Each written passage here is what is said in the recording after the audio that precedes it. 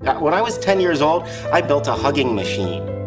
A hugging machine? Yeah, I got a dressmaker's mannequin. I stuffed it with an electric blanket so it would be warm, and I built 2 radio-controlled arms that would hug me and pat my back. I think you'll find my work pretty interesting.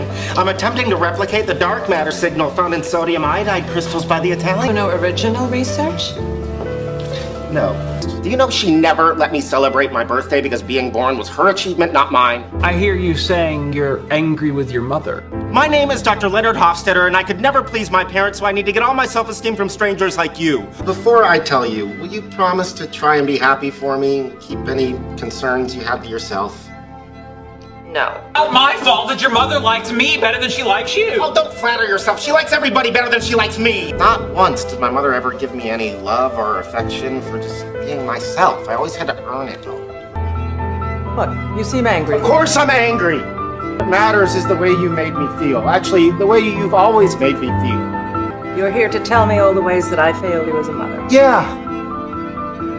And get comfortable, because it's a long list. Doesn't matter, you're never gonna change. If I want you to accept me for me, then I guess I'm gonna have to accept you for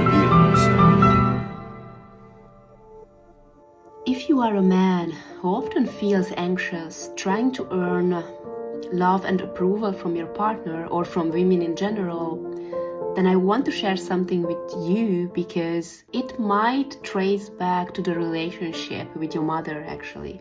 Many men I worked with have shared with me recently after my video about women with a father wound how a lack of safe and intimate emotional connection with their mother and an emotional attention from their mother created blocks actually for them, and it made it very difficult for them to create an intimate and safe emotional relationship or connection with their partners or with women.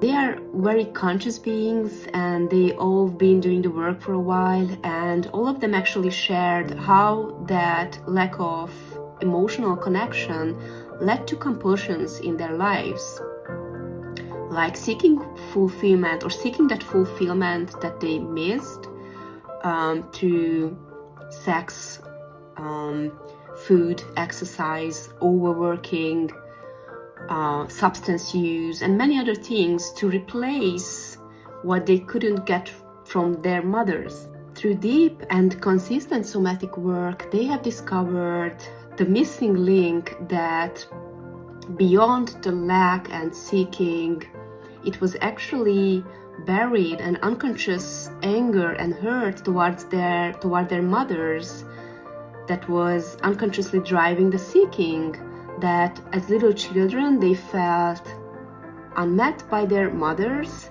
and they couldn't express their needs and their emotions about feeling unmet by their mothers, and so they got stuck. And by processing these unconscious repressed emotions that they had with their mothers, what they kept projecting on women in their lives, they found a deeper a safety and connection within themselves.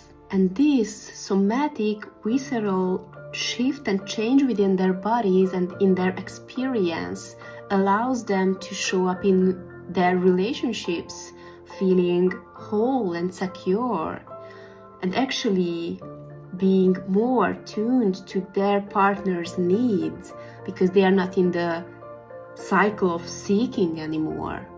And there is nothing better than a man who can be vulnerable and intimate and warm and loving with a woman. I mean, yeah, of course, if I can experience it within myself through somatic work, yeah, that's the best. I mean, what are we talking about here?